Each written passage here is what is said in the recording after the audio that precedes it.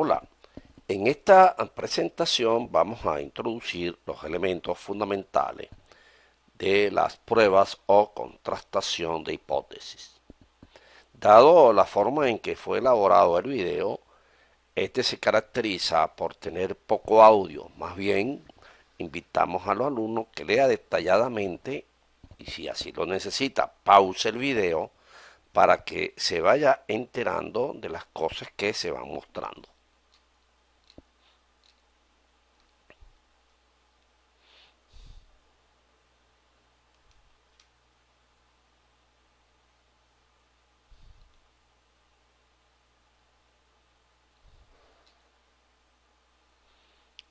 Esto que está aquí son algunos ejemplos de las situaciones que se muestran en el primer párrafo.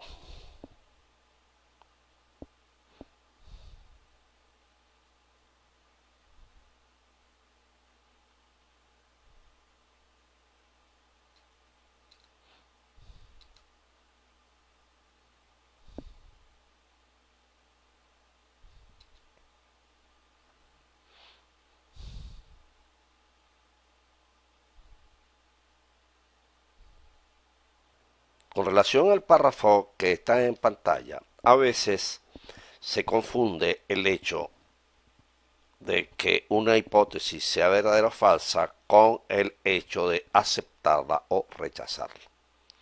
Aceptar una hipótesis no quiere decir que sea verdadera, al igual que rechazarla no significa que dicha hipótesis sea falsa.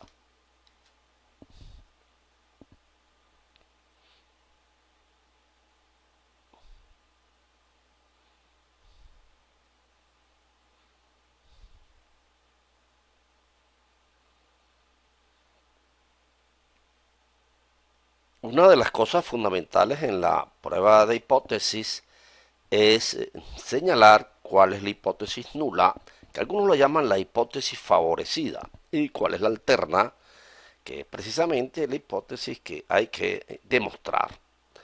Más adelante, al final de esta presentación, mostraremos unos comentarios elaborados por el libro Estadística y Probabilidad de Montgomery y Runger.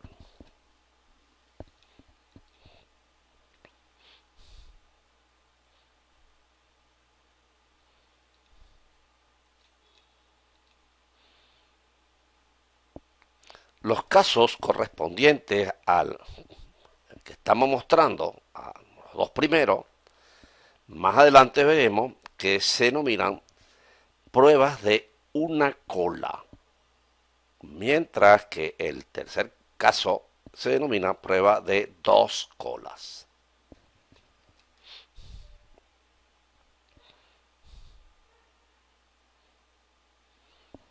Este comentario hace referencia en que la hipótesis nula siempre lleva la opción de igualdad del parámetro a investigar, mientras que la alterna no lo tiene. Esto va a ser fundamental en la solución o en la interpretación de problemas.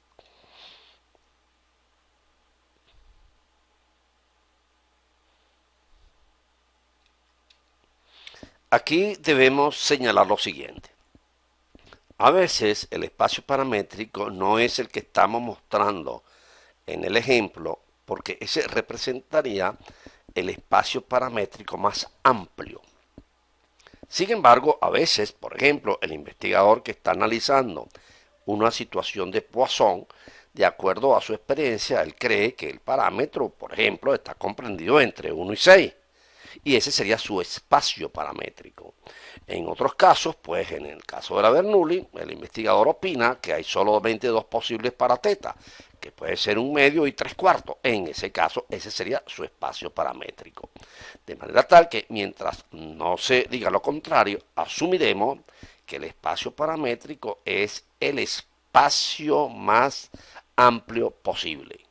En caso en que no sea este, habrá que señalarlo explícitamente en el problema.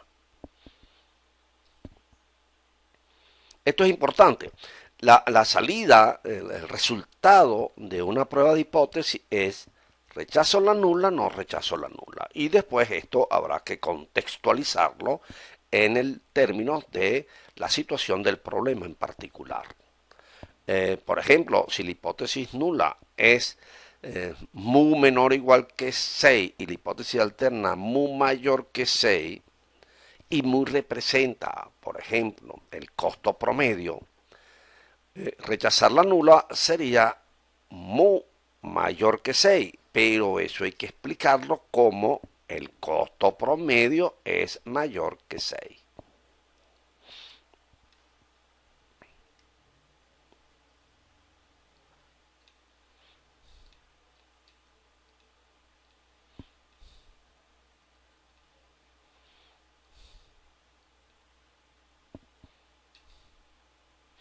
Ahora, como el investigador lo que tiene como objetivo es rechazar o no rechazar la hipótesis nula, puede presentarse dos tipos de errores.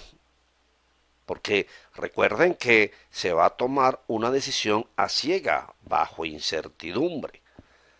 No sabe si la hipótesis nula, la que va a ser sujeta al rechazo o no rechazo, es verdadera o falsa. Y aquí van a aparecer pues los dos tipos de errores.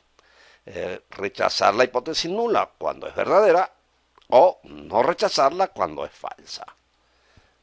Es obvio pues que en cualquiera de los dos casos se está produciendo un error. Ahora, cuando tomamos la decisión, pues nosotros esperemos que no estemos cometiendo errores. Y de ahí se trata, pues el objetivo de la prueba de hipótesis, tratar en lo posible de minimizar la probabilidad de cometer los errores. Pero nunca esto se podrá eliminar, obviamente, puesto que, repetimos, la decisión es bajo incertidumbre.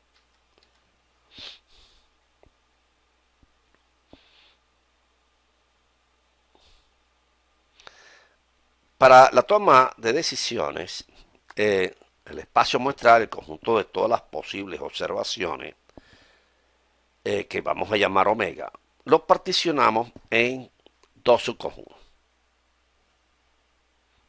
arbitrariamente. El primero de ellos se llama la partición, el conjunto crítico, conjunto de rechazo de la nula. Y el otro, el de aceptación. A veces también se le da el nombre, pues, de región crítica o de rechazo a este subconjunto del espacio muestral, y al otro se le llama región de aceptación de la prueba. Esto es fundamental, dado que todo gira a la construcción de dicha región, que lo que viene siendo es el procedimiento a seguir para rechazar la hipótesis nula. Y esto es fundamental y básicamente en eso consiste el desarrollo teórico de las pruebas de hipótesis, en ver cómo obtenemos este conjunto que nos permite tomar la decisión de rechazo o de no rechazo.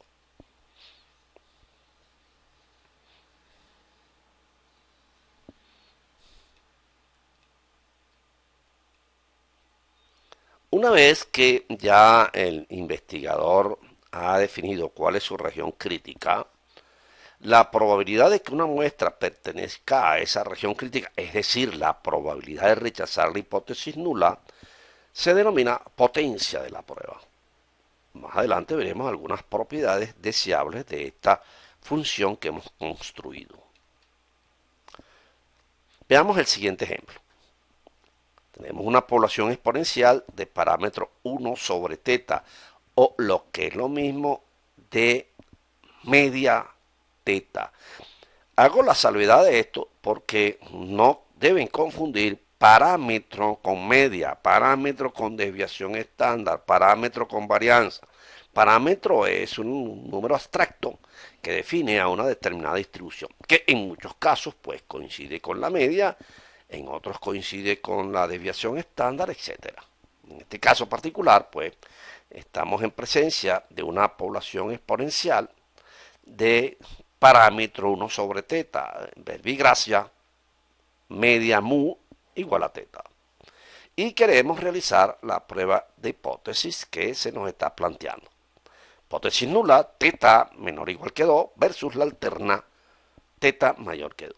Y para ello hemos decidido seleccionar esta región crítica. Por el momento, no se preocupen por el hecho de haber puesto la región crítica de esta manera sin tener una demostración que justifique dicha selección. Ahora lo que nos interesa es mostrar, una vez conocida la región crítica, cómo se calcula la función de potencia. Sin embargo, es bueno hacer un comentario. Cuando se toma una muestra de dicha población, nosotros vemos si esos valores muestrales cumplen con esta condición, que es la condición para que la muestra pertenezca a la región crítica. Si esta condición se satisface, entonces no nos queda otra que rechazar la hipótesis nula. Y si esta condición no se satisface, la decisión sería no rechazar la hipótesis nula.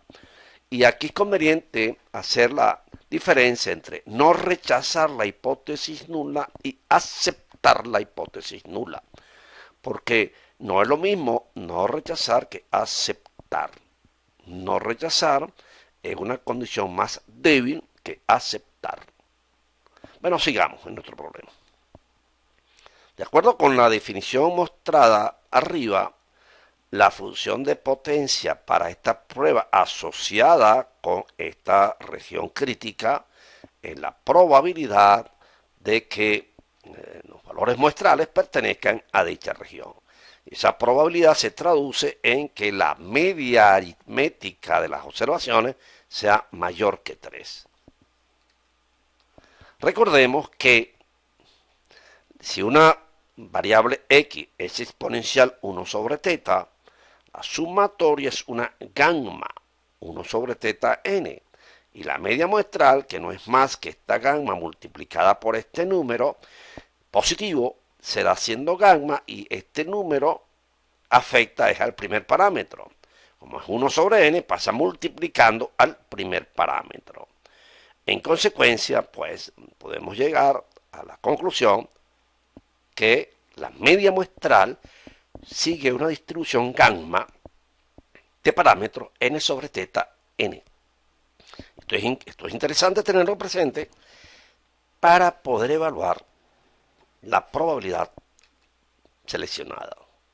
Bueno, y ya tenemos el problema resuelto, porque esta probabilidad, haciendo pues uso de la relación entre gamma h cuadrado, no es más que la que estamos mostrando. De manera que ya esta es la función de potencia.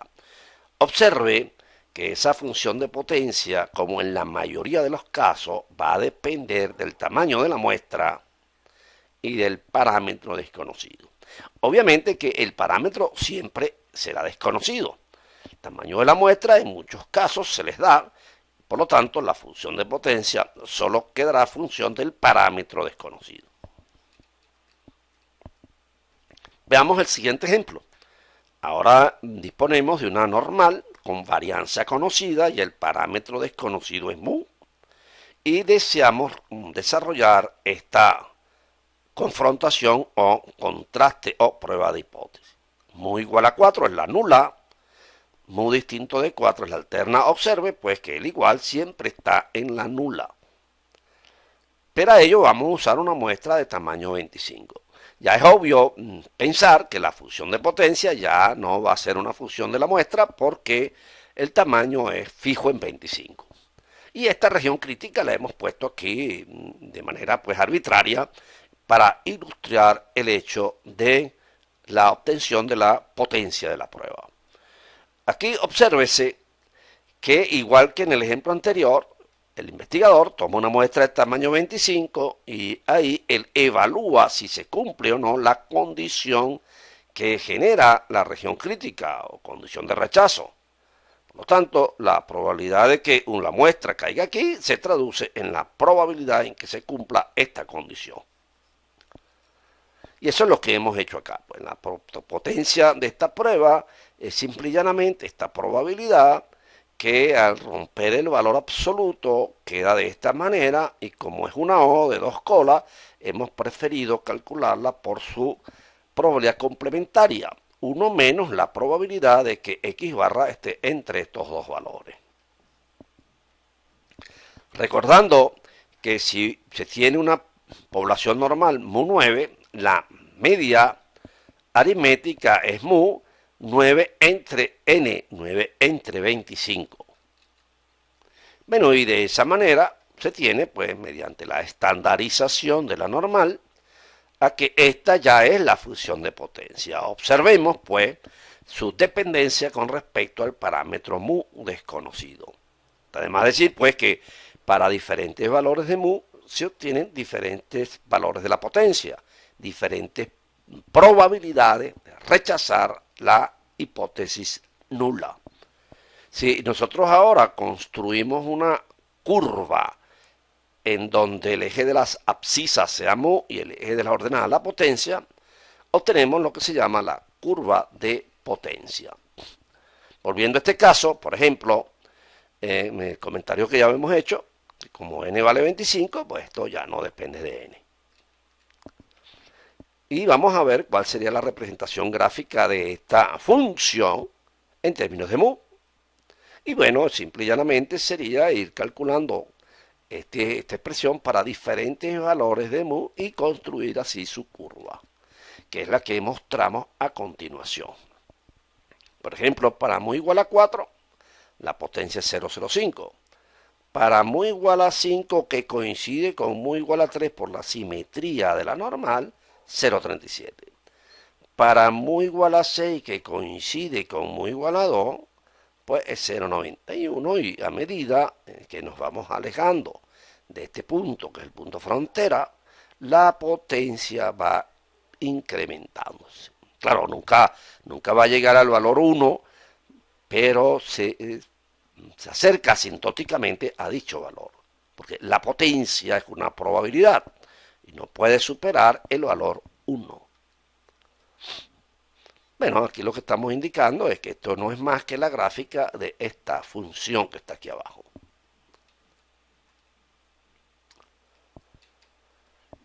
Cuando se establece una prueba de hipótesis en donde hay dos hipótesis enfrentadas, el conjunto del espacio paramétrico se particiona en dos. Uno que se corresponden con la nula y otro que se corresponde con la alterna, que aquí hemos llamado conjunto nulo y conjunto alterno, cuya intersección es el vacío y cuya unión es el espacio paramétrico.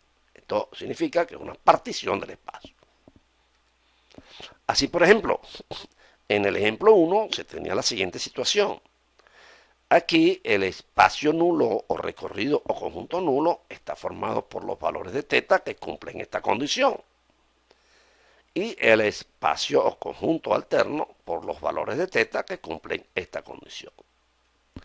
Claro, siempre y cuando suponiendo que el espacio paramétrico es el conjunto más amplio posible. En el ejemplo 2, fíjense ahora que el conjunto nulo está formado por un solo elemento, mientras que el conjunto alterno está formado por la unión, o sea, por los valores de teta distintos de 4, de mu distintos de 4. Y lo podemos expresar como la unión de estos dos. Aquí se nota, pues, el hecho del por qué pruebas con esta hipótesis alterna distinto de generan dos conjuntos, y por eso se les llama prueba de dos colas. Mientras que pruebas de hipótesis en donde la hipótesis alterna es mayor o menor, genera una sola cola.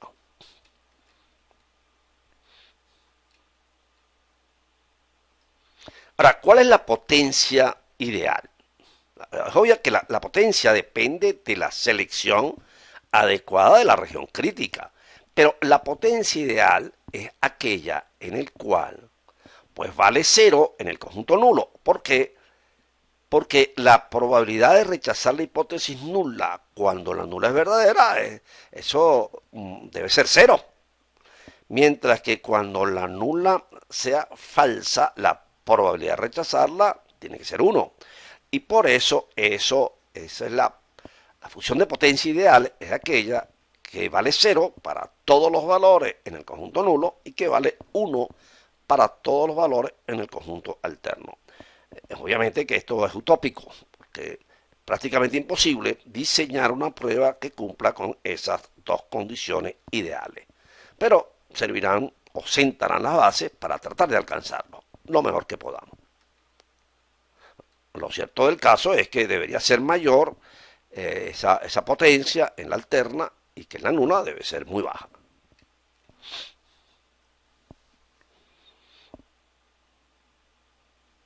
Bueno, y eso es que de una manera se está escribiendo pues en esta parte del video. La función de potencia en el conjunto nulo es la probabilidad de cometer error tipo 1. Y por lo tanto deseamos que sea muy baja, bajísima. Mientras que el complemento de la función de potencia en el alterno es la probabilidad de cometer el error tipo 2. Y si esta probabilidad debe ser muy baja es porque la función de potencia en ese conjunto debe ser lo más alta posible. La función de potencia permite calcular entonces ahora probabilidades. Por ejemplo, permite calcular la probabilidad de cometer error tipo 1 y la del tipo 2. Ahora, la probabilidad de cometer error tipo 1 es la función de potencia evaluada en el conjunto nulo. Y si el conjunto nulo tiene infinitos elementos, hay infinitas probabilidades del error tipo 1. Igual sucede con la probabilidad de cometer el error tipo 2, a menos pues que uno de estos conjuntos esté formado por un solo elemento, entonces existirá una única probabilidad de cometer error. Pero en la mayoría de los casos, estos conjuntos tienen infinitos elementos. Y por lo tanto, habrá infinitas probabilidades de cometer error tipo 1 e infinitas probabilidades de cometer el error tipo 2. Lo cierto del caso es que cuando la función de potencia se evalúa en el nulo, se está obteniendo la probabilidad de cometer el error tipo 1, mientras que cuando la función de potencia se evalúa en el conjunto alterno, se está obteniendo el complemento de la probabilidad de cometer el error tipo 2. Bueno, ya hemos visto que una vez definida la hipótesis en conflicto y la región crítica, se obtiene la función de potencia. Y que esa función de potencia evaluada en el conjunto nulo no da la probabilidad de cometer error tipo 1. Y si ese conjunto nulo tiene infinitos elementos, existen infinitas probabilidades de cometer error tipo 1. Bueno, a la mayor de esas probabilidades es la que vamos a llamar nivel de significación de la prueba, que no es más que el valor máximo que toma la función de potencia en el conjunto nulo.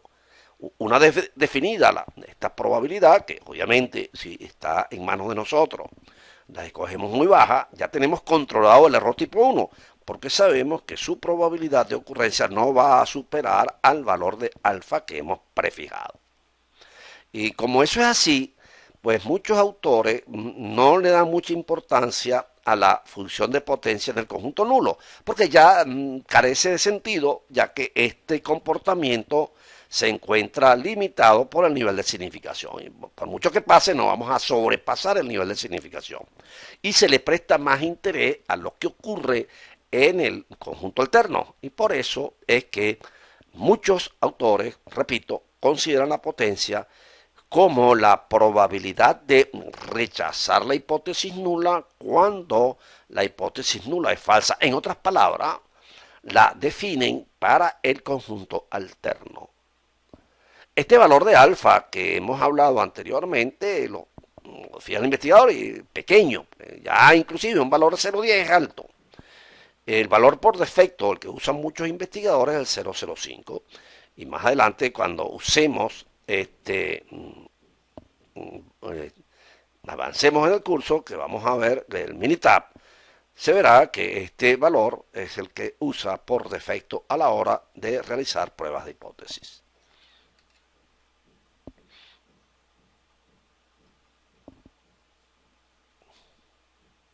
Bueno, aquí ya está el comentario que le habíamos hecho de la potencia, como la definen otros autores. Bien, aquí hay algo que es importante tener en cuenta. Teta sub 0 es el punto de frontera entre el conjunto nulo y el conjunto alterno. A medida que nos desplazamos sobre el conjunto nulo, o sea, nos estamos desplazando con valores de que se van distanciando de teta cero, pero en el conjunto nulo, la potencia va disminuyendo, porque obviamente en teta sub 0 alcanza su valor máximo. Pero a medida que nos vamos alejando de teta sub 0, pero en el sentido alterno, la función de potencia va creciendo. Por eso que si logramos controlar la función de potencia en el alterno en un punto muy cercano al valor frontera y lo hacemos alto, ya podemos decidir que a partir de ese momento la función de potencia no va a disminuir. Y eso es lo deseable, pues. Lo deseable entonces es controlar la probabilidad de cometer el error tipo 1 a través del alfa y tratar en lo posible de obtener una potencia alta en puntos cercanos al valor frontera en la dirección alterna. Y esto veremos que se logrará incrementando el tamaño de la muestra. Una consideración especial merece el hecho de la representación de la potencia. Obviamente en el conjunto alterno, porque ya vimos que en el conjunto 1 no vale la pena buscar mayor interpretación. El problema es que esta función de potencia muchos autores la consideran como una medida de la sensibilidad de la prueba. ¿Y por qué? Porque detecta la probabilidad de que la prueba detecte, valga la redundancia, diferencias entre el valor frontera y valores cercanos o lejanos, como usted lo quiera ver, del valor frontera en la región alterna. Entonces la probabilidad de detectar esos desvíos también nos los da la potencia de la prueba.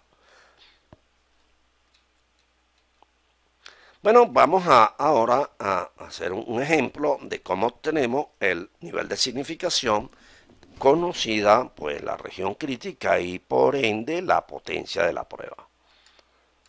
En el ejemplo 1 se tenía la siguiente situación y ya se había demostrado que esta era la función de potencia. Por lo tanto, el nivel de significación alfa viene dado por el máximo valor que toma esta expresión, pero cuando teta es menor o igual que 2. Y aunque no lo hemos demostrado matemáticamente, en la mayoría de los casos que vamos a estudiar, este valor máximo de la función de potencia en la región nula, pues ocurre cuando teta toma el valor del frontera que separa los dos espacios nulo y alterno. De tal manera que evaluando esto en teta igual a 2, obtenemos pues fácilmente que este es el nivel de significación alfa. De nuevo, aquí depende del valor de n, puesto que n ha quedado genérico en este problema. Sin embargo, hemos hecho los cálculos, para n igual a 5, alfa toma este valor, para n igual a 12, alfa toma este valor, para n igual a 50, alfa toma este valor, como fácilmente usted lo puede comprobar calculando las probabilidades a que hace referencia la definición de alfa en este caso. En el ejemplo 2 ya habíamos deducido que esta era la función de potencia. Y si ahora queremos calcular su nivel de significación, aquí ya no vale la pena hallar el máximo porque el conjunto nulo está formado por un único elemento. Cuando ese sea el caso, pues el nivel de significación no es más que la potencia evaluada en ese punto. De manera que aquí el nivel de significación será la potencia cuando mu vale 4. Y haciendo eso, sustituyendo mu igual a 4, nos da 0,046. Vamos ahora a ver la probabilidad de que las pruebas mencionadas anteriormente detecten un desvío de 1. Bueno, observen, en el ejemplo 1 se tiene esta situación. Detectar un desvío 1 significa calcular la función de potencia en aquel valor de teta en la región alterna que se separa de la frontera en una unidad. Y obviamente que ese valor es 3. Por lo tanto, la probabilidad de que esta prueba detecte un desvío de una unidad no es más que la potencia evaluada en teta igual a 3. Y nos da esto. De nuevo insistimos en que esta probabilidad pues va a depender del valor de n que se haya tomado en la prueba. Y aquí hemos tenido pues el cálculo para 3 valores de n. En el ejemplo 2, pues se nos presenta la siguiente dificultad, que al tratar de buscar el punto de teta en la alterna cuyo desvío con respecto a 4 es igual a 1, tenemos dos opciones. O lo evaluamos en muy igual a 5 o lo evaluamos en muy igual a 3. Dada la simetría de la distribución normal respecto al valor central muy igual a 4, esas dos probabilidades van a ser idénticas. Sin embargo, nosotros hemos hecho el cálculo acá tomando muy igual a 5. Si usted hace el cálculo para muy igual a 3, le va a dar el mismo resultado. Y de nuevo, pues utilizando el concepto de potencia ahora en muy igual a 5, se tiene esto.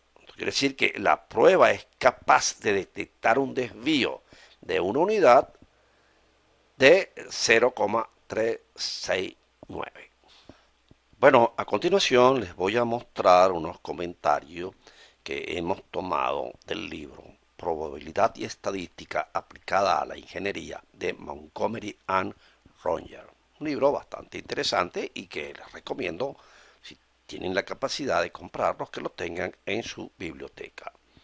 Ya no les voy a comentar más nada y lo que les recomiendo es que a medida que vayan leyendo, pausen el video, tomen nota de lo ahí escrito que les servirá luego para sus reflexiones. Es importante también que escriban en una hojita mientras leen el contenido de las hipótesis nula y alterna que se muestran en el desarrollo del texto. Será entonces hasta la próxima oportunidad.